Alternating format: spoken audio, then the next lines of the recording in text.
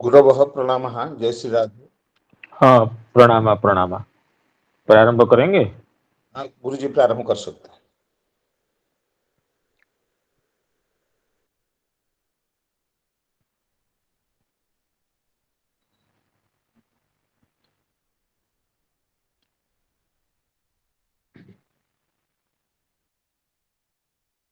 वन्देऽहं श्रीगुरो श्रीयुतपदकमलं श्रीगुरून् वैष्णवांश्च श्रीरूपं साग्रजातं सहगण रघुनाथान्वितं तं सजीवं साद्वैतं सावधूतं परिजनसहितं कृष्णचैतन्यदेवं श्रीराधाकृष्णपादान् सहगणललिता श्रीविशाखान्वितांश्च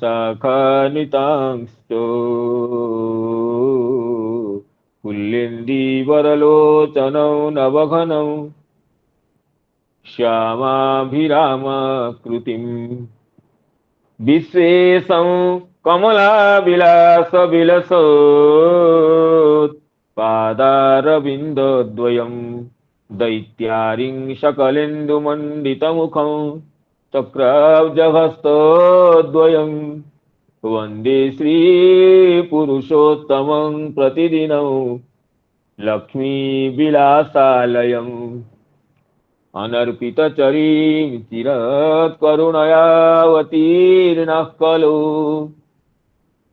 समर्पयितुमुन्नतोज्ज्वलरसां स्वभक्तिश्रियम् हरिपुरतसुन्दरद्वितिकदम्ब सन्दीपितः सदा हृदयकन्दरे स्फुरतु वश्यचिनन्दनः राधाकरावचितपल्लववल्लरीके राधापदाङ्कविलसन् मधुरस्थलीके राधायशोमुखरमत्तखगावलीके राधाविहारविपिने रमतां मनो मे गोवर्धनो जयति शैलकुलाधिराजो यो गोपिकाभिरुदितो हरिदासवर्यः कृष्णेन शक्रमखभङ्गकृता समर्चितो यः सप्ताहमस्य करपद्मतलेऽप्यवात्सीत् जयति तरणिपुत्री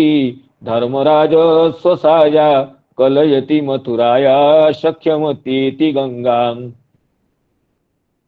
मुरहरदयिता तत्पादपद्मप्रसूतं वहति च मकरन्दं नीरपूरच्छलेन बृन्दावनावनिपते जय सोम सोम मौलेश नन्दन सनातन नारदेद्य गोपेश्वर ब्रजविलासी युगाङ्घ्रिपद्मे प्रीतिं प्रयच्छ नितरां निरुपाधिकां मे स्वसुख निभृत चेतस्तद्विदस्तान्यभावो व्यजित रुचिरलीला कृष्णसारस्तदीयम् व्यतनुत कृपयायस्तत्त्वदीपं पुराणं तमखिल वृजिनग्नं व्याससूनुं नतोऽस्मि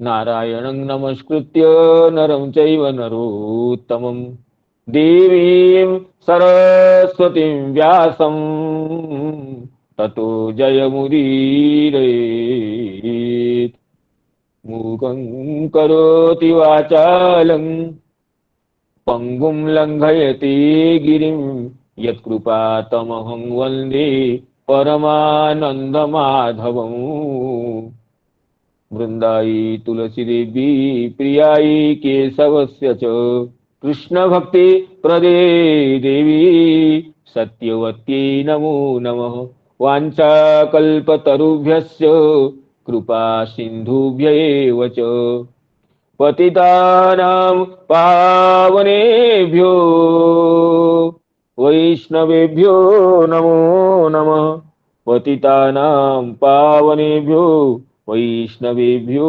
नमो नमः।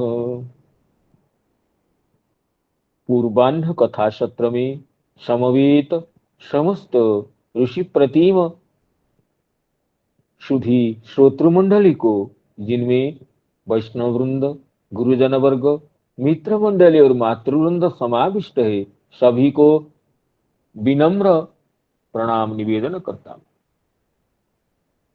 भगवत अनुकंपा से आप सभी की शुभेच्छा से हमें ये दिव्य क्षण प्राप्त होता है। प्रत्यह भगवान की गुणकथा, भगवान की गुणकथा मधुरिमा को, ऐश्वर्य माधुर्य को यथामति कीर्तन करने का। तो सभी को प्रणाम करते हुए गत दिवस चर्चा की जहां पर विश्रांति हुई थी, वहां से आगे प्रवृत्त होने के लिए प्रयास करते। तो शुत महर्षि शौनकादि मुनियों को अत्यंत अभिनंदित और प्रशंसित किए हैं कि अथेह धन्या भगवंत इत्थम यदवासुदेवे खिललोकनाथे कुर्वन्ति सर्वात्मकमात्म भावम न यत्र भूयः परिवर्त उग्रह।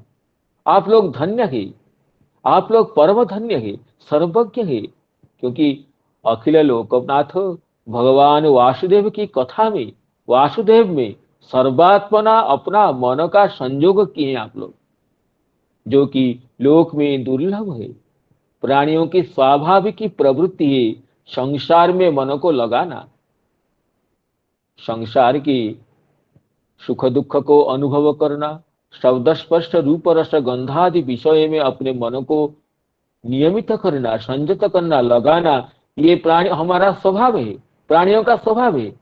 लेकिन आप सभी अन्य विषयों से मन को निवृत्त करके सर्वात्मा अखिल लोकनाथ वासुदेव भगवान में मन को संयुक्त किए हैं, ये परम सौभाग्य है, आप धन्य है। और इसी तरह अगर मनोवृत्ति लगती है तो संसार जातना तो क्षीण हो जाती है। न जत्र भूय परिवर्त उग्रह, जिस भगवान की कथा में प्रवृत्त होकर के श्री बड़े बड़े ऋषि महर्षि गण, भक्त गण संसार के विषय को, संसार की वासना को भूल जाते हैं। तो जैसे प्रहलाद जी कहते हैं कि प्रभु मैं तो आपके लीला कथा में संलग्न होकर के संसार को कुछ गिनता ही नहीं हूं, संसार के कष्ट को मैं तो ये संसार के कष्ट को कुछ गणन ही नहीं करता हूँ। संसार का जो कष्ट है, ये संसार के कष्ट को आपकी लीला कथा में निमग्न होकर के मैं गणन ही नहीं करता हूँ। नैवोद्विजे पर दुरत्यय वैतरण्या त्वद्वीर्य गायन महामृतमग्न चित्त, त्वद्वीर्य गायन महामृतमग्न चित्त, शोचे ततो विमुख चेतस इंद्रियार्थ, माया सुखाय भरमुद्बहतो विमूढ़ान। तो प्रहलाद जी कहते हैं नैवोद्विजे, अहं न उद्विजे, मैं उद्विग्न नहीं होता हूं। परदुरत्यय वैतरण्या, ये संसार तो वैतरणी नदी है जिसको पार करना अत्यंत कठिन है। काम क्रोधादि नक्र मकर जिसमें निरंतर उन्मुख है जीव को ग्रास करने के लिए, लेकिन तद्बीज गायन महामृतमग्न चित्त, आपकी कथामृत गायन रूप ये में व्यापार में मेरा चित्त मग्न हो गया, इसलिए मैं इसको गणना नहीं करता हूँ। तो इसलिए श्री सुत महर्षि कहते हैं कि भगवान में ऐसे मन रहने पर ये संसार, जन्म मरण परंपरा रूप संसार चक्र, संसार का क्लेश, त्रिताप या पंच क्लेश उसको बाधित नहीं करते हैं। ये कह करके श्री सुत महर्षि शौनकादि मुनियों के प्रश्न का सविशेष उत्तर प्रदान करने के लिए श्रीमद् भागवत पुराण के विषय में कहते हैं कि इदं भागवतं नाम पुराणं ब्रह्म संहितं उत्तम श्लोक चरितम चकार भगवान ऋषि। महर्षि वेदव्यास उत्तम श्लोक चरित समवेत इस भागवत पुराण की रचना किए हैं, जो कि पर ब्रह्म से अभिन्न अभिन्न है, श्री कृष्ण प्रतिमूर्ति कहे, भगवान के प्रतिनिधिभूत है। और रचना करने के बाद कहते निश्रेयसाय लोकस्य धन्यं स्वस्त्ययनं महत्, जो अत्यंत धन्य है और मंगल का अयन है और जो कि सर्वथा महत है, ऐसे भागवत को तदिदम ग्राहयामास सुतम आत्मवथा अंबरम। सुखदेव जी जो कि आत्मज्ञानियों में श्रेष्ठ है, निर्गुण ब्रह्म निष्ठा में निरत थे, जन्म होते ही जो परिव्रजन प्रिय थे, जन्म होते ही मातृगर्भ से जो कि संन्यास लेकर निकल पड़े थे, और पिता वेदव्यास जी पुत्र पुत्र पुकार करके पीछे पीछे दौड़ने पर भी जिनकी कर्ण विवर में ये ध्वनि पहुंची ही नहीं थी, और सुखदेव जी की ओर से वृक्षगण मानो अपनी शाखाओं को हिला हिला कर प्रतिध्वनि की छल से ये पुत्र पुत्र कह करके ये बता रहे थे कि कौन किसके पुत्र है, कौन किसके पिता है, आप व्यास जी लौट जाइए। इसी तरह जो परम विरक्त है, तो वो भी जिस कथा से आकृष्ट होकर के अपनी परब्रह्म निष्ठा को, निर्गुण ब्रह्म समाधि को छोड़ करके आ गए थे, और पिताजी पिता वेदव्यास जी जिनको ग्राहयामास ग्रहण कराए थे, पढ़ाए थे। जैसे कहते हैं टीकाकार, कल ये चर्चा किए, जैसे श्री दधिमथनाद उद्भूतम नवनीतमिव जद वेदादिनां सारंग सारंग वस्तु, जैसे दधिमंथन करने से नवनीत की प्राप्ति होती है, मक्खन मिलता है, इसी तरह ये समस्त वेदों के सारभूत इसे श्रीमद् भागवत पुराण को श्री वेदव्यास जी वेदरूप दधि को मंथन करके जो निकाले हैं, इसको स्नेहेन श्रुतं सुखं ग्राहयामास, पिताजी से अमूल्य स्वादु सुस्वादु वस्तु को अपने पुत्र के मुख में स्नेह से देता है, ऐसे श्री वेद व्यास जी अपने प्रिय पुत्र को, जो कि जन्म से ही निकल गया था सन्यास के लिए और निर्गुण ब्रह्म निरत हो गया था, अब लौट कर आया है, तो उनको देख करके वेद व्यास जी का स्नेह उमड़ पड़ता है और अपनी प्रीति से ग्राहयामास, उनको ये वेद वेद दधिन मथनोद्भूत नवनीत रूप पुनीत श्रीमद् भागवत शास्त्र को उनको आस्वादन कराते हैं एवं अपने परिश्रम का सफल मानते हैं। वह आत्मवताम बरमिति तादृशोपि सुतः स्वादाधिक्येन एव इदं लोभाद गृह्णाति स्म इति भाव। इसलिए आत्मज्ञानियों की शिरोमणि होने पर भी स्वादाधिक्यात अर्थात ब्रह्म समाधि में निर्गुण ब्रह्म का अनुभव में जो स्वाद है, जो आस्वादन है, उससे भी उनको लगा सुखदेव जी को कि नंदनंदन की लीला कथा का श्रवण में, कीर्तन में अधिक आस्वादन है। सुख निभृत चेता तद विदस्तान्य भाव। अपने सुख में आत्माराम होकर के आत्मानुभव जन्य सुख में जो कि प्रवृत्त होकर थे, सुख निवृत्त चेता, अपने आत्म सुख में जिनकी चित्त निमग्न होकर था, तद विदस्तान्य भाव, अन्य भावों का पहुंचने की बात तो कोई गुंजाइश ही नहीं थी। लेकिन व्यजित रुचिर लीला कृष्ण सार, अजित भगवान के लीला से आकृष्ट हो गया चित्त का धैर्य, जिसका वो भगवान के लीला कथा को सुन करके इतने अधैर्य हो गए, इतने आनंदित हो गए, वो सोचे कि ब्रह्म समाधि से भी, पर ब्रह्मानुभव से भी, निर्गुण निराकार निष्क्रिय निष्कल ब्रह्म के अनुभवजन्य आनंद से भी, ये नंदनंदन श्री कृष्ण के करुणामय यशोदातनय के लीला कथा का श्रवण गान में अधिक आनंद लगा। इसलिए तो कहे निवृत्त तरसे रूपगीयमानात्, परीक्षित जी आगे ही कहते हैं निवृत्त तरसे रूपगीयमानात् भवो सधात श्रोत्र मनोभिरामात् कौत्तम श्लोक गुणानुवादात्, कौत्तम श्लोक गुणानुवादात् पुमान विरजित बिना पशुघ्नात्, पुमान विरजित बिना पशुघ्नात्। केवल ये लीला कथा भगवान की केवल जो विषयी लोगों को, संसारी लोगों को सुख देता, ये बात नहीं है। संसारी लोग तो सुखी होते ही, क्योंकि ये भवौषध है, श्रोत्र मनोभिराम है। संसारी लोग सुखी होते हैं, मुमुक्षु लोग भी सुखी होते हैं कि भवौषध है। और जो मुक्त है, परमहंस है, महामुनिंद्र है, वो भी सुखी होते हैं निवृत्त तरसे ही उपगीयमानात्, जो सांसारिक तृष्णा रहित है, निवृत्त तर्ष है।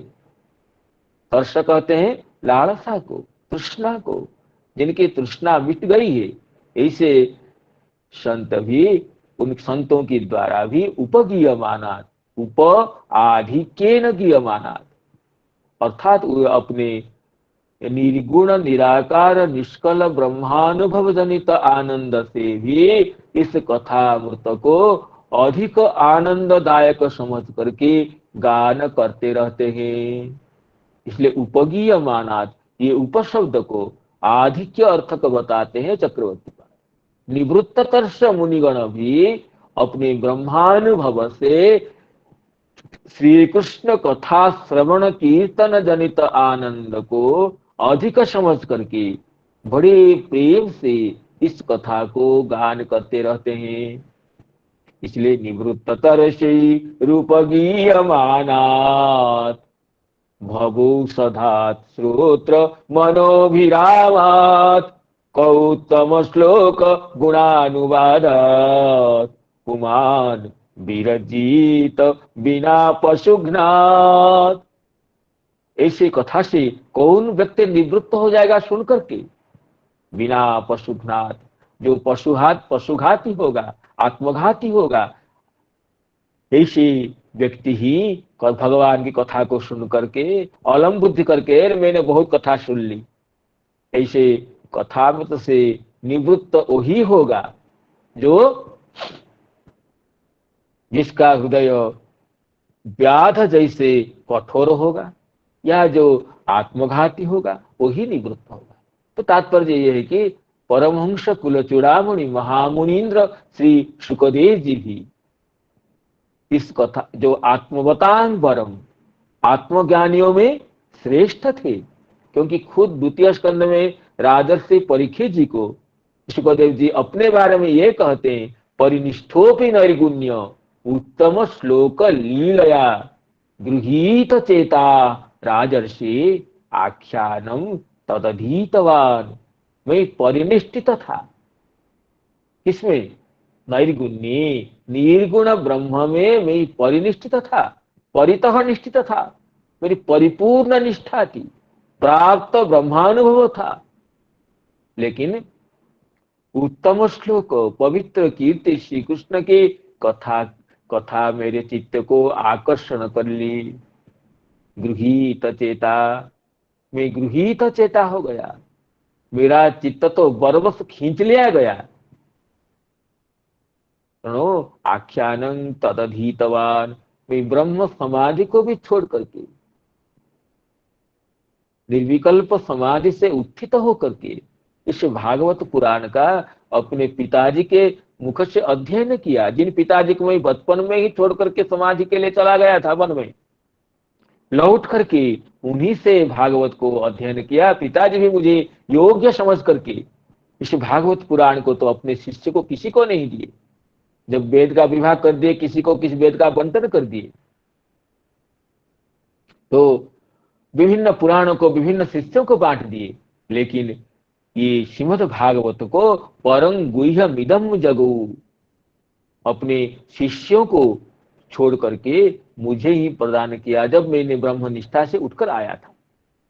तो वही कहते हैं कि आत्मवतां वरं, आत्मवान, आत्मज्ञानियों में श्रेष्ठ सुखदेव जी को ये ग्राहयामास, वेद व्यास जी आस्वादन कराए। तो आत्मवतांग वरम इस शब्द से ये ध्वनित होता है कि सुखदेव जी इसको स्वादुतम समझ करके, अधिक स्वादु समझ करके, लोभ से ब्रह्म निष्ठा को छोड़ करके भी इस कथा का आस्वादन किए। तो आत्मवतांग वरमिति तादृशोपि सुतः शुकः, तादृशोपि सुतः स्वादाधिक्येन एव इदं लोभाद गृह्णाति स्म इति भावः। तो यहाँ तो कथा हुई, तो आगे प्रवेश करते हैं। सर्ववेद इतिहासानां सारं सारं समुद्धृतं, सर्ववेद इतिहासानां सारं सारं समुद्धृतं, सतु संश्रावयामासो महाराजं परीक्षितं, सतु संश्रावयामास महाराजं परीक्षितं। और ये भागवत महापुराण तो समस्त वेदों का सार है, समस्त इतिहासों का सार है। इसकी तो चर्चा भली भांति प्रथम अध्याय में हो चुकी है कि निगम कल्पतरु का ये गलित फल है, और वेद गोप्य तत्वों का यहाँ परिप्रकाश किया गया है, और इसी को उद्धार करके जिसको कि वेद व्यास जी ने सुखदेव जी को सुनाया, सतु संश्रावयामास महाराजं परीक्षितम्। और सुखदेव जी इसको कैसे जगत में प्रकाश किए? वो तो निरंतर, सुखदेव जी तो निरंतर भागवत सुनकर के मग्न रहते थे, लेकिन जागतिक जनों को करुणा करने के लिए, संसारिणां करुणया, अगर संसार में प्रकाश नहीं होगा तो संसारी व्यक्तिगण इससे परम दिव्य कथामृत से वंचित रह जाएंगे। देखिए, मुनियों का, बड़े बड़े मुक्त मुनिंद्रों का कोई दुख नहीं है, लेकिन एक दुख रहता है कि हम जिसे आनंद में है, इस दिव्यानंद को, परानंद को संसारी व्यक्तिगण अनुभव न करके दुख में रहते हैं उनको वह दुख कष्ट देता है। संसारियों के दुख को देख करके बड़े बड़े मुनियों के चित्तवृत्ति पिघल जाती है। तो इसलिए शुकदेव जी इस कथा को जगत में प्रकट करने के लिए संश्रावयामास महाराजम परीक्षितम, राजर्षि परीक्षित जी को सुनाते हैं। परीक्षित जी की चर्चा तो आगे इस स्कंद में ही होगी, जो कि गर्भ में भगवान का दर्शन किए थे और जन्म लेने के बाद कि परीक्षित नरेश्विह, गर्भ में मैंने जिसका दर्शन किया था वो पुरुष कौन है? परिजेक्षेत कैत्यसौ, इसलिए उनका नाम तो वस्तुतः ये विष्णुरात रहा। विष्णुरात नाम भगवान ने उनको कृपा करके शरीर दिए हैं, ब्रह्मास्त्र से मुक्त किए हैं, लेकिन गर्भदृष्ट श्यामल सुंदर नवनीरद पुरुष को जब ये कौन है गर्भे दृष्ट मनुध्यायन पर्येक्षेत कैत्यसु, गर्भ में दृष्ट पुरुष को, ये पुरुष जो कि ब्रह्मास्त्र से परिदग्ध होने वाले मेरे शरीर को अपनी शीतल छाया से जो सुस्निग्ध कर रहे थे, वो गदाधारी पुरुष कौन है, कहाँ गए? इस तरह जिसको देखते थे उसको ये परीक्षण करते थे। तो इस तरह परीक्षण करने से उनका नाम तो परीक्षित पड़ा था। तो उन ऐसे दृढ़ जो महापुरुष है जो कि गर्भ से ही भगवत दर्शन करके प्रकट हुए थे, और सुखदेव जी ऐसे महापुरुष है जो कि प्रकट होते ही भगवान का दर्शन किए थे। और इसी तरह दोनों का जब दिव्य संयोग होता है गंगा तट पर, राजर्षि परीक्षित जी को परमहंस कुल मुकुटमणि श्री शुकदेव जी भागवत पुराण को आश्रवण कराते हैं, जो कि समस्त वेदों का सार है। सर्व वेदे इतिहासानां सारं सारं समुद्धृतम सतु संश्रावयामास महाराजं परीक्षितं प्रायोपविष्टं गंगायां परितं परमर्षिभिः, प्रायोपविष्टं गंगायां परितं परमर्षिभिः कृष्णे स्वधामोपगते धर्म ज्ञानादिभिः सह। तो इसमें ये कहें कि इसमें जो सर्व वेदेतिहासों का जो सार रूप है, सार पद से नवनीत, जैसे दधि का सार नवनीत होता है, तो इस सार पद प्रदान। प्रभु जी दंडवत। हाँ प्रणाम महाराज जी, बताइए आदेश की। दर्शन किए थे सुखदेव गोस्वामी का जो दर्शन आप बताया, आगे मुझे बाहर आने से दर्शन किया, उसका प्रसंग थोड़ा बोल दी। हाँ थोड़ा महाराज जी, हाँ ये कथा ब्रह्म भगवत पुराण में है, तो मैं ठीक से संस्मरण नहीं करता हूँ। ऐसे इतना ध्यान है कि जब सुखदेव जी गर्भ में बहुत दिन रहे और गर्भ से प्रकट नहीं होते हैं, तो श्री वेदव्यास जी अपने जोग बल से पूछते हैं, बेटे क्यों नहीं बाहर निकलते हो? ना हे भगवान, मुझे बाहर निकलने से माया से भय लगता है, क्योंकि गर्भ में तो सब स्मरण रहता है। जैसे गर्भ से कोई बाहर आता है तो माया की ऐसी प्रबलता है कि जीव भूल जाता है। सुखदेव जी इतने परमहंस होने पर भी, ज्ञानी होने पर, ये उनको भय रहता था कि बाहर आते ही मुझे माया पकड़ लेगी, तो इसलिए मैं आना नहीं चाहता हूं। तो वेदव्यास जी बोलते बेटे नहीं, तो माया ग्रास नहीं करेंगे, मैं बोल रहा हूं तुम आ जाओ। लेकिन सुखदेव जी कहते नहीं, आपके बोलने से मुझे विश्वास नहीं हो रहा है। आप मत बता रहे हैं ठीक है, लेकिन आप कहने से कि माया ग्रास नहीं करेगी मुझे भरोसा नहीं है। फिर व्यासदेव जी बोलते हैं फिर किसके कहने से तुम मानोगे ना? जो कि मायाधीश है, जो कि श्री कृष्ण है, मायाधीश है, उन्हीं और साक्षात कहेंगे ते मैं फिर गर्भ से आऊंगा। तो उस समय भगवान श्री कृष्ण द्वारिका में अपने लीला विलास कर रहे थे। वेदव्यास जी के निवेदन से श्री कृष्ण द्वारिका से पधारते हैं और सुखदेव जी को बोलते हैं कि बेटे बाहर तुम आ जाओ। तो जो मायाधीश भगवान ऐसे कहते हैं और तुम्हें माया ग्रास नहीं करेगी। तो भगवान अगर कहेंगे, मायाधीश कहेंगे माया ग्रास नहीं करेगी, तो संदेह क्या है। तो सुखदेव जी आ जाते हैं, बाहर से गर्भ से निकलते हैं। सुखदेव जी का वयस 16 वर्ष का होता है। तो कहीं कहीं 12 वर्ष का भी उल्लेख है, लेकिन अधिकतः 16 वर्ष का ही ये तंग व्यस्त वर्षम सुकुमार पादम, व्यस्त वर्ष अर्थात 16 वर्ष का है। और उसी अवस्था में सुखदेव जी रहते हैं। जिस अवस्था से गर्भ से प्रकट होते हैं उसी अवस्था में रहते हैं। उनके वय की वृद्धि क्षय कोई नहीं होता है। और भगवान को प्रणाम करके श्री सुखदेव जी जम प्रव्रजंतम अनुपेतंग इत्यादि वचन से वो प्रव्रज्या ग्रहण करके वन को चले जाते हैं। ये ब्रह्मवैवर्त पुरानी कथा है। मैं थोड़ा और अनुध्यान करके और अच्छी तरह से बता पाऊंगा, वो इतना ही ध्यान है, इसलिए मैं निवेदन किया हूं आपके सम्मुख। तो यही कथा है कि भगवान के साक्षात पहुंचने से और तुम्हें माया ग्रास नहीं करेगी, इस भगवान के वचन से विश्वस्त होकर के गर्भ से निकलते ही भगवान को दर्शन करके सुखदेव जी प्रकट होते हैं। और राजर्षि परीक्षित गर्भ में ही दर्शन किए गए। तो ऐसे सुखदेव जी और परीक्षित जी दोनों का विरल संयोग है। सुखदेव जैसे वक्ता होना और परीक्षित जैसे श्रोता होना, ये विरल संयोग में। इसलिए चक्रवर्ती पाद प्रथम स्कंद अध्याय की टीका में ये कहते, सुख परीक्षित भ्याम भगवान एवं आविर्भूत भागवत रूपेण।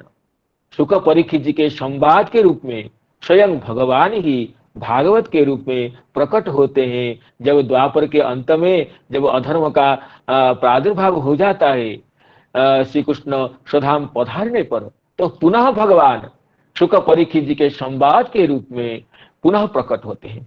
तो इसी तरह तो इस सुखदेव जी कथा को मैं थोड़ा अनुध्यान करके पुनः ब्रह्मवैवर्त पुराण में जो कथा है और विस्तार से फिर आगे कभी आगे सुना पाऊंगा। तो अभी इतना ही निवेदन किया हूं मैं। तो ये आगे ये कहते हैं कि सर्व वेद इतिहासानां सारं सारं समुद्धृतम। श्रीमद् भागवत महापुराण समस्त वेद इतिहासों का सार रूप है, नवनीत रूप है। इसको सारं सारं शब्द की व्याख्या करते हुए श्री वंशीधराचार्य जी ये कहते हैं कि नवनीतव सारम तेन अन्यत शास्त्रम तक्रादिवत श्रीमद् भागवत वत न सरसंग इति भाव। कहते हैं दधि को मंथन करके नवनीत निकाल लेने के बाद, मक्खन निकाल लेने के बाद जो बच जाता है उसको छाछ कहते हैं, संस्कृत में तक्र कहते हैं। तो छाछ भी लोग पीते हैं, छाछ का भी गुण है, लेकिन मक्खन के साथ छाछ की तुलना नहीं हो सकती है। नवनीत के सामने तक्र की तुलना नहीं हो सकती है।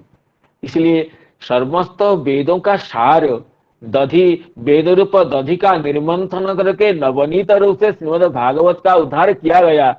इस कहने से वंशीधराचार्य जी ये बताते हैं कि श्रीमद् भागवत नवनीत रूप है और समस्त शास्त्र वो वेद से प्रकट होने पर भी वो तक्र जैसे, छाछ जैसे है, ये करते हुए अपने भाव को मधुर शैली से व्यक्त करते हैं।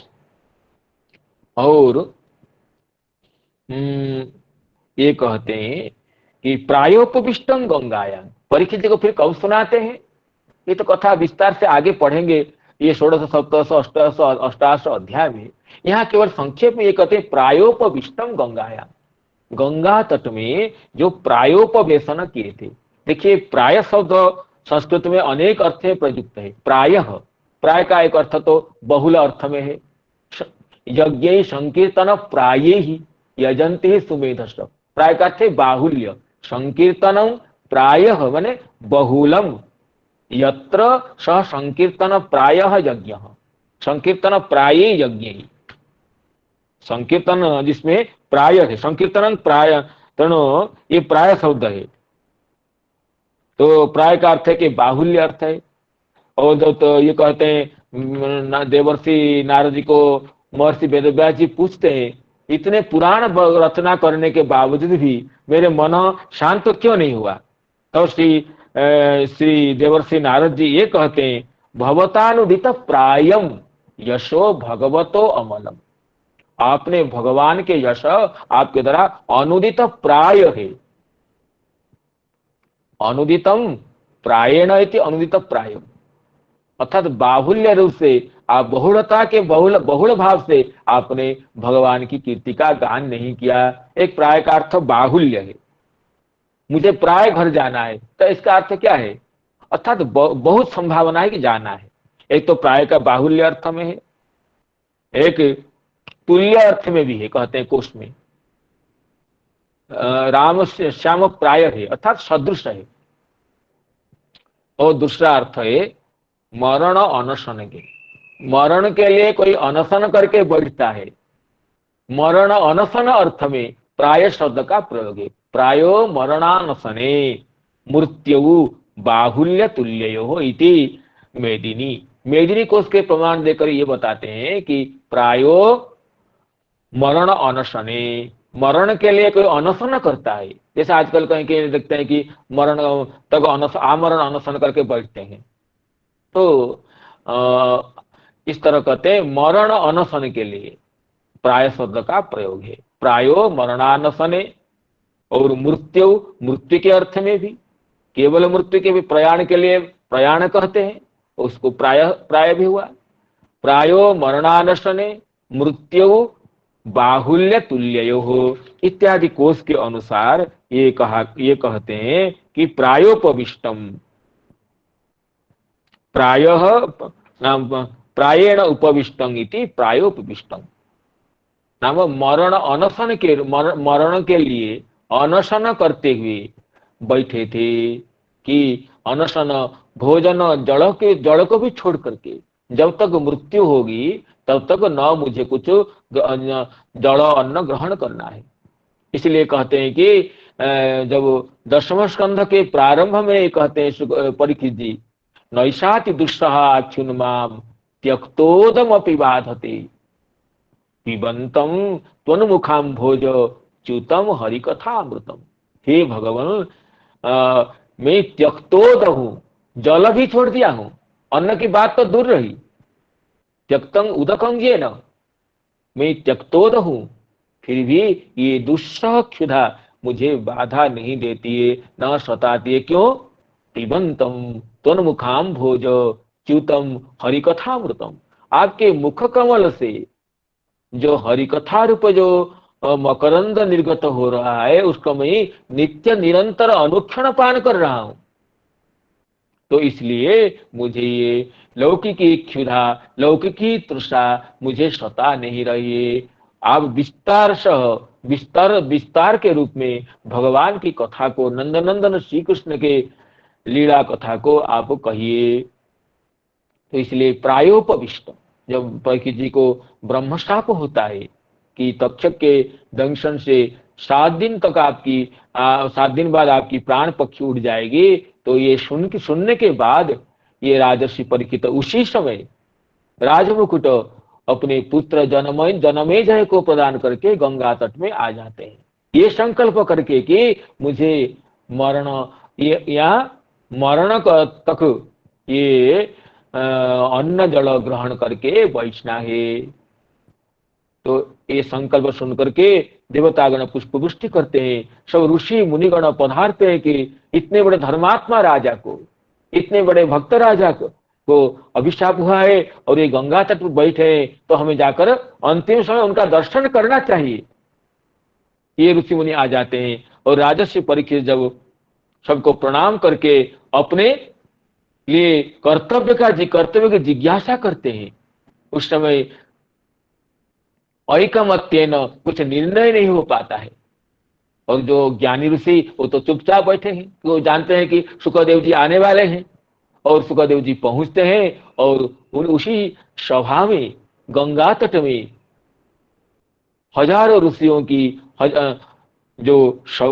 ऋषियों की सभा में, मंडली में राजर्षि परीक्षित जी को श्री सुखदेव जी जहां पर सुखदेव जी के पिताजी हैं और उनके गुरु हैं, उनके गुरु भी हैं, वेदव्यास जी भी हैं, नारद जी भी हैं, इतने अनंत ऋषि मुनि परिवेष्टित गंगा तट में श्री सुखदेव जी राजर्षि परीक्षित जी को ये भागवत सुनाते हैं। प्रायोपविष्टम गंगायां परीतम नाम वेष्टितम परमर्षि भी श्रेष्ठ श्रेष्ठ मुनिगण तत्राप तत्रोपजगु भुवनं मुना पुनाना महानुभावा मुनय शिष्या, बड़े बड़े ऋषिगण अत्रि वशिष्ठ च्यवन शरद्वान अरिष्टनेमि भृगु अंगिरा इत्यादि बड़े बड़े ऋषिगण वहां पहुंच जाते हैं। और जब सुखदेव जी पहुंचते हैं, नक्षत्र मंडली परिवेष्टित चंद्रमा जैसे सुखदेव जी की शोभा हो जाती है। ये कथा तो आगे विस्तार से होगी, इसलिए वहां पर चर्चा नहीं करते हैं। केवल संक्षेप से प्रसंग के अनुसार ये विचार हुआ कि परीतम परमर्षि भी, और समस्त ऋषि मुनि परिवेष्टित सभा में ये सुखदेव जी उनको भागवत का श्रवण कराते हैं। तो ये कहते हैं कृष्ण स्वधामोपगते धर्म ज्ञानादि भी सह, ये शौनकादि मुनियों का जो षष्ठ प्रश्न था, श्री कृष्ण धर्म ज्ञान आदि के साथ स्वधाम गमन करने पर, अपनी लीला को संवरण करने पर धर्म किसको शरणापन्न हुए, धर्म कं शरणंगत। तो उसी प्रश्न का उत्तर देते हुए उन्हीं शब्दों को आवृत्ति करते हैं। श्री कृष्ण जब धर्म ज्ञान आदि के साथ अपने लीला विलास का उपसंहार करते हैं, प्रापंचिक लोकलोचन गोचरीभूत नहीं होते हैं, उस समय ये आगे उसका अन्वय कड़ो नष्ट दृशामेश पुराण और को धुनो दीत, ये पुराण सूर्य अभी उदित हुए हैं। पुराण अर्क, पुराणमेव अर्क, पुराणार्क, पुराण रूपी सूर्य, पुराण रूपी भास्कर अभी उदित हुए हैं। नष्ट दृशाम, जबकि अंधकार में सबकी नेत्र ही नष्ट हो गया था। नष्ट दृष्ट जना, नष्ट हो गया दृक जिनका, वो नष्ट दृक है। उन नष्ट दृष्टि जनों को, जैसे रात में सूर्य नहीं होने से, अंधकाराच्छन्न हो जाने से दृष्टि काम नहीं करती है, नेत्र की शक्ति ही विलुप्त हो जाती है, तो उसको कहते हैं नष्ट दृक। नष्टा दृक जैसांगते नष्ट दृश तेसांग नष्ट दृष्टांग। इस तरह भगवान जब धर्म ज्ञानादि के साथ अपनी लीला विलास को उपसंहृत करते हैं, तब अधर्म आ जाने से, कलिका प्राबल्य होने से, जब ये सभी व्यक्तिगण नष्टदृक जैसे हो गए थे, उस समय ये पुराण सूर्य उदित हुए हैं। अब इसकी टीका को आलोचना करते हैं। टीकाकार कहते हैं श्री पुराण अर्क शब्द की बहुत सुंदर ही व्याख्या के श्री श्रुतम श्री विश्वनाथ चक्रवर्ती पाद बहुत सुंदर अर्थ किए हैं। कहते हैं प्रायोपविष्टं, देखते हैं पहले, प्रायोपविष्टं प्रायः मृत्यु पर्यंत अनशनम तम व्याप्य कृतोपवेशम गोदोहम आस्त इतिवत। कहते प्रायः मृत्यु पर्यंत अनशनम, प्राय शब्द का अर्थ है मृत्यु पर्यंत अनशन, और तम प्राप्य कृतोपवेशं, मृत्यु पर्यंत अनशन करके बैठना प्रायोपवेश है। जैसे गोदोहन आस्ते, गोदोहन काल जितना तब तक बैठता है, इस तरह ये जैसे गोदोहन आस्ते में, जैसे वहां पर द्वितीय विभक्ति है, वहां पर गोदोहन कितने समय तक बैठा है ना, गोदोहम आस्ते, गोदोहन कालंग अभिव्याप्य आस्ते बैठा है। वह अकर्मक धातु के योग से, योग में भी देश काल और मार्ग को कर्म संज्ञा हो जाती है। वहां पर उदाहरण दिया गोदोहन आस्ते, तो गोदोहन कालम अभिव्याप्य, गो को दोहन करने में जितना समय लगता है उतना समय वो बैठा है। वहां जैसे गोदोहन में द्वितीय विभक्ति है, इस तरह यहाँ भी प्रायः मृत्यु पर्यंत अनशनम तंग व्याप्य उपविष्टं प्रायोपविष्टम, मृत्यु पर्यंत अनशन करके बैठे हुए, प्रायोपविष्टम, प्रायः मृत्यु पर्यंत अनशनम, और प्रायंग व्याप्य उपविष्टं प्रायोपविष्टम, मृत्यु पर्यंत अनशन करके बैठे हुए हैं। जो ये नहीं कि अनशन करके फिर सो जाते होंगे, उठ जाते होंगे, क्योंकि अनशन करना है, जल भी नहीं ग्रहण करना है और बैठ कर रहना है। तो इसी तरह प्रायोपविष्टम, और प्रायो मरणानसने मृत्यु बाहुल्य तुल्य इति मेदिनी। तो इसका कहते हैं आगे, किंग बहुना यद युष्मा भी पृष्टम धर्म कंग शरणं गतः। ये यही प्रश्न था शौनकादि मुनियों का कि भगवान के स्वधाम गमन करने पर धर्म किसको शरणापन्न हुए। वही अंतिम प्रश्न था, ब्रूहि योगेश्वरे कृष्णे ब्रह्मण्ये धर्म वर्मणि स्वांग काष्ठा मधुनोपेते धर्म कंग शरणं गतः। योगेश्वर ब्राह्मण वत्सल भगवान श्री कृष्ण जो ये क्या थे ना, धर्म वर्मणि, धर्म के रक्षक थे। वो जब अपने काष्ठा को, अपने स्वरूप को, अपने परम धाम को और अपने लीला विलास को संवर्ण कर दिए, तो धर्म किसके शरणापन्न हुए। इस प्रश्न के उत्तर में ये कहते हैं कि धर्म कंग शरणंगत इति तदिदमेव बुद्ध्यस्व। ये समझ लीजिए धर्म किसको शरणापन्न हुआ, तो धर्म श्रीमद् भागवत को शरणापन्न हुआ। इति बुद्ध्यस्वम इति कृष्णे स्वधामोपगते। इसमें कृष्ण स्वधामोपगते का अर्थ श्री चक्रवर्ती पाद अपने वैष्णव सिद्धांत के अनुसार अलग ही करते हैं। स्वधाम उपगते अर्थात भगवान की जो लीला, तो ये भगवान का जो ये द्वारिका लीला, द्वारिका से भगवान अंतर्हित हुए थे। तो स्वधाम उपगत का अर्थ करते हैं स्वधाम नः नाम द्वारिकात सकाशात उपगते उपसमीपम प्रभासम गते। जब भगवान द्वारिका से जाकर के प्रभास क्षेत्र में अंतर्हित होते हैं, तो ये कहते, इसका अर्थ करते हैं कि स्वधामोपगते, अपने धाम से, उपगते उपसमीपम, अपने धाम के समीप प्रभास क्षेत्र में जाकर भगवान जब अंतर्हित होते हैं। कैसे अंतर्हित होते हैं? धर्म ज्ञानादिविषह।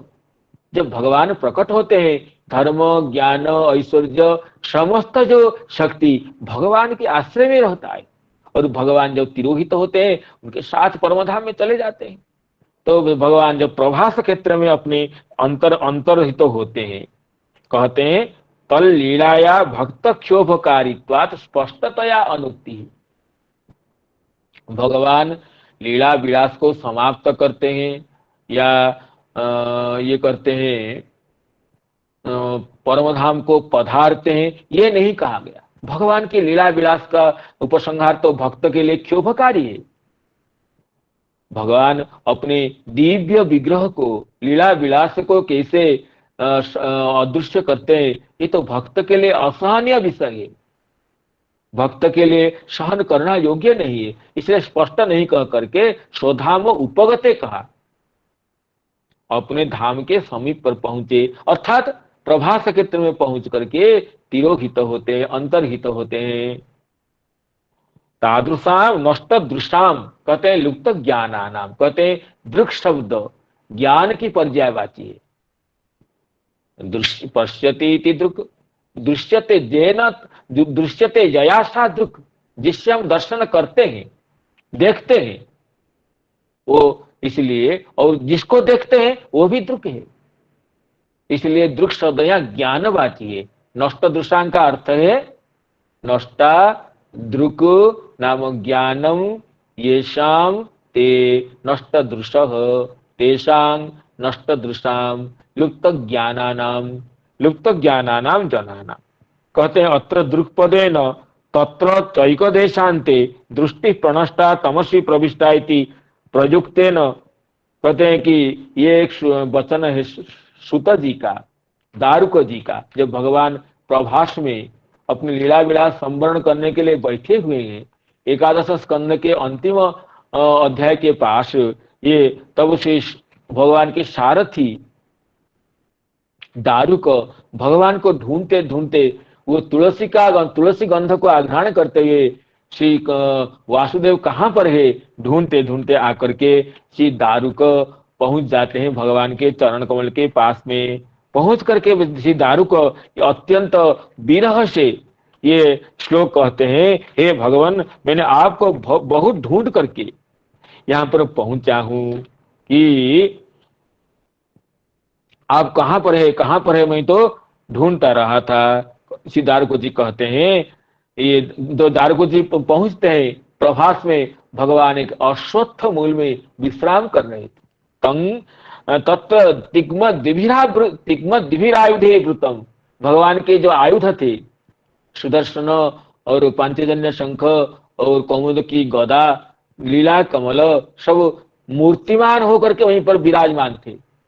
तंग तत्र तिग्मद्भिरायुधे वृतम अश्वत्थ मूले कृतकेतनम हरिम, अश्वत्थ वृक्ष के नीचे भगवान बैठे थे। तंग तत्र तिग्मद्भिरायुधे वृतम अश्वत्थ मूले कृतकेतनम हरिम स्नेह प्लुतात्मा निपपात पादयो रथादप्लुत्य सबाष्पलोचन। दारुक जी बहुत ढूंढते ढूंढते यहाँ पर पहुंचे। कहते हैं कि दारुक कृष्ण पदवीं अन्विच्छन् अधिगम्यताम वायुं तुलसिका मोदम आघ्रायोपमुखम ययुः। जिस वायु से तुलसी की गंध कहां से आ रही है, इस वायु को आग्रहण करते करते उसी दिशा में जाकर श्री प्रभास क्षेत्र में, जहां अश्वत्थ के नीचे भगवान बैठे ही विश्राम कर रहे, वहां दारुक को पहुंच करके रथ से उतर करके चरणों में गिर पड़े। रथाद अवप्लुत्य स्नेह प्लुतात्मा निपपात पादयो, स्नेह से आप्लुत होकर के चरण कमल में गिर जाते हैं। सबाष्पलोचन, अश्रुपूर्ण दृष्टि होकर के, हे भगवान, मैं ढूंढ ढूंढ कर यहाँ पर पहुंचा हूं, आप कहाँ पर है।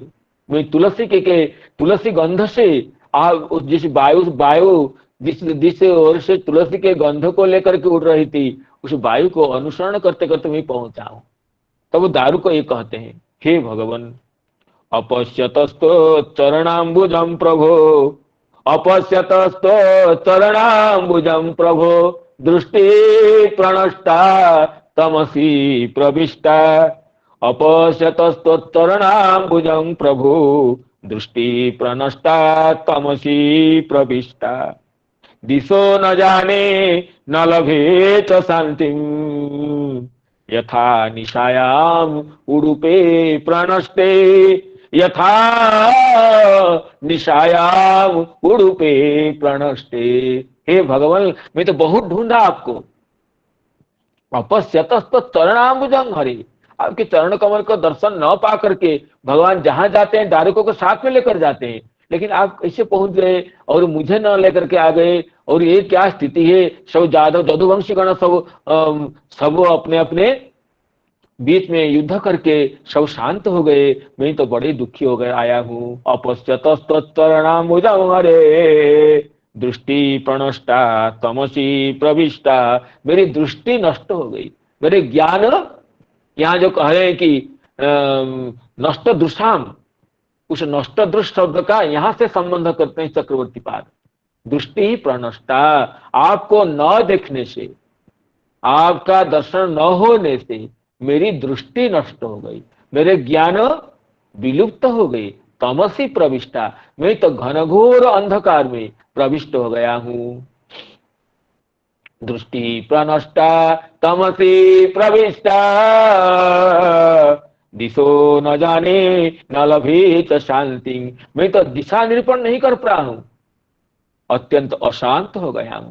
कहते यथा निशायाम उडुपे प्रणष्टे, अगर घनघोर रात्रि में चंद्रमा न हो, नक्षत्राधीश चंद्रमा न हो, तो प्राणियों के जैसी दशा होती है मेरी, तो वह दशा अवस्था हो गई, मेरे ज्ञान विलुप्त हो गया। इसलिए इस ऐसे कहते कहते जब ये दारुक भगवान को प्रणाम करते थे, खमुत पपात राजेंद्र रथो गरुड़ लांछन, भगवान का गरुड़ ध्वज रथ दारुक के देखते देखते ही वो अदृश्य आकाश में परमधाम को चले जाता है। ये देख करके दारू को बड़े आश्चर्य होते हैं और भगवान कहते हैं, देखो दारू को अभी मुझे, और उसमें तुरंत जो अस्त्र शस्त्र सब मूर्तिमान रूप लेकर खड़े थे, वो भी सब क्या होते हैं, भगवान के रथ के पीछे पीछे ही वैकुंठ की ओर प्रस्थान करते हैं। तब भगवान दारुको जी को संबोधित करते हैं, प्रबोधित करते हैं और कहते हैं कि तुम अभी द्वारिका चले जाओ और ये बताना ये स्थिति, और ये मेरे चले जाने के बाद ये जल शीघ्र ही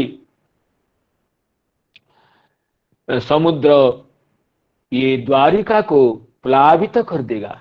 तुम ये होकर के मेरे समाचार बता करके तुम निरपेक्ष होकर के तुम मद्धर्म आश्रित्य ज्ञान निष्ठ उपेक्षक मन माया रचना में तम विज्ञायोपसमं, तुम मेरी मुझे हृदय में धारण करते हुए तुम विचरण करो और दुखी न होना, ये बताते हैं। तो वहां पर जो दारुक जी का ये वचन है, भगवान के सारथी का ये वचन है कि दृष्टि प्रनष्टा तमसी प्रविष्टा, आपके दर्शन न होने से, आपका अनुभव न होने से मेरी दृष्टि नष्ट हो गई है। इसका यहाँ पर भी ये शब्द है नष्ट दुषाम, कलो नष्ट दुषाम, नष्ट दुषाम और दृष्टि प्रनष्टा, इन दोनों शब्दों का समन्वय करके श्री चक्रवर्ती पाद अपनी अद्भुत शैली से कहते हैं कि अत्र दृक्पदेन तत्र चैक देशांते दृष्टि प्रनष्टा तमसी प्रविष्टा इति प्रयुक्तेन। वहां पर दारू का यही कहे कि आपको न देख करके मेरी दृष्टि नष्ट हो गई। तो इसका अर्थ हुआ कि दृष्टि नष्ट कब होती है प्राणियों की, जब सूर्य नहीं रहते हैं। सूर्य के अभाव में नेत्र काम नहीं करता है। नेत्र में तो दर्शन की शक्ति है, लेकिन नेत्र स्वतः दर्शन नहीं कर सकता है, उसके लिए आलोक की आवश्यकता है, सूर्यालोक की आवश्यकता है। तो आपको दर्शन न करने से मेरी दृष्टि नष्ट हो गई है, ये वचन से श्री कृष्ण का सूर्यत्व प्रकाशित हुआ। श्री कृष्ण ही सूर्य है और सूर्य जहां उदित होते हैं उसको उदयाचल कहते हैं, उदयशैल कहते हैं। तो ये श्री कृष्ण सूर्य कहां पर उदय हुए थे ना, मथुराया उदयशैलत्वम, मथुरा में कंस कारागार में भगवान का प्राकट्य हुआ था। तो मथुरा ही श्री कृष्ण सूर्य का उदयाचल है, उदयशैल है। और सूर्य जहां पर अस्त होते हैं उसको अस्ताचल कहते हैं। तो ये श्री कृष्ण सूर्य अब कहां पर तिरोहित हो रहे हैं ना, प्रभास क्षेत्र में। तो प्रभास अस्ताचल के साथ तुलना हुई। देखिए तुलना करते, श्री कृष्ण सूर्य है, मथुरा उदयशैल है, उदयाचल है, और प्रभास अस्ताचल है। ठीक है, श्री कृष्ण से सूर्यत्वम, मथुरायाः उदयशैलत्वम, प्रभासस्य अस्ताचलत्वम, शिष्टानां चक्रवाकत्वम। जब सूर्य उदित हो जाते हैं चक्रवाक पक्षी को विशेष आनंद मिलता है, क्योंकि चक्रवाक को तो रात्रि में विरह दुख होने से वो पीड़ित रहता है। तो चक्रवाक गण प्रसन्न होते हैं। तो श्री कृष्ण सूर्य से जब उदित होते हैं, चक्रवाक कौन है, शिष्ट गण, साधु गण, जिनके रक्षण के लिए भगवान कृत संकल्प होकर के अवतार लेते हैं। परित्राणाय साधुनां वचन खुद कहे हुए हैं जिनके लिए, वो शिष्ट गण चक्रवाक हैं।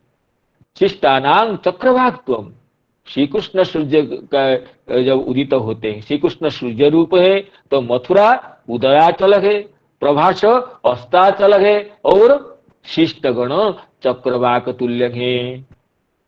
और दुष्टानाम, ऐसे भी कुछ दुष्ट हैं जो सूर्य के उदय होने से नष्ट हो जाते हैं। वो कौन है? निहारत्वम, निहार नष्ट हो जाता है। जो कुज्झटिका है, निहार है, अर्थात जो ये सूर्य उदय होने से जो निहार होता है, कुज्झटिका होती है, वो नष्ट हो जाती है। इसलिए जो दुष्टगण है, विनाशाय च दुष्कृताम जिसके लिए भगवान कहें, वो जो इसलिए जो निहार है, सूर्य के उदय होने से जो निहार तो ये जो नष्ट होता है, ये दुष्टों को निहार समझो। और पापा नाम स्तमस्तुम, अंधकार, सूर्य अंधकार को विनाश करते हैं, तो ये अंधकार कौन है ना? पापा नाम, पाप तो अंधकारत्वम, और पापानां तमस्तुम, और भक्तानाम कमल वनत्वम च ज्ञेयम्। सूर्य का सबसे अच्छा संबंध है पद्म से। कितने करोड़ योजन दूर पर सूर्य है। कमल तो पृथ्वी पर सरोवर में है, लेकिन सूर्य उदय होते ही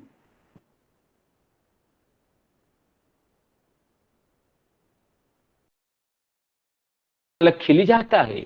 सूर्य की प्रभा का प्रकाश होते ही कमल विकसित हो जाता है। उदित हुए हैं तब वो ये कमल कौन है ना? भक्ता नाम कमल वन तुम, भक्तगण ही कमल बन है। जो इसलिए जन्म अध्याय में कहे मनांस्यासन प्रसन्नाम साधु नाम असुर द्रुहाग, भगवान प्रकट नहीं हुए उससे पहले ही साधुओं के मन प्रसन्न हो गया, उनके हृदय कमल खिल गया, वो समझ गए कि हमारे प्रभु आने वाले हैं। तो इसलिए मथुराया उदय शैलत्वम, श्रीकृष्ण से सूर्यत्वम, मथुराया उदय शैलत्वम, प्रभास से अस्ताचलत्वम, शिष्टानाम चक्रवाकत्वम, दुष्टानाम निहारत्वम, पापानाम स्तमस्तम, भक्तानां च कमलवनत्वं बोधितम। इसी तरह श्री कृष्ण की सूर्य के साथ तुलना करते हुए, और ये श्री कृष्ण सूर्य अस्तमित होते ही श्रीमद् भागवत सूर्य प्रकट हुए, ये कहने का तात्पर्य है। तो अभी कथा को यहीं पर विराम करते हुए, भगवान के नामोच्चारण करते हुए, संजात त्रुटि विच्युति अपराधों के लिए क्षमा प्रार्थना करते हुए मैं अपनी वाणी को प्रणाम पूर्वक विराम देना चाहता हूँ। हरे कृष्ण कृष्ण कृष्ण हरे हरे, हरे राम राम राम हरे हरे। श्रीमद् भागवत महापुराण स्तोत्र मंडली की भक्त वृंद की जय।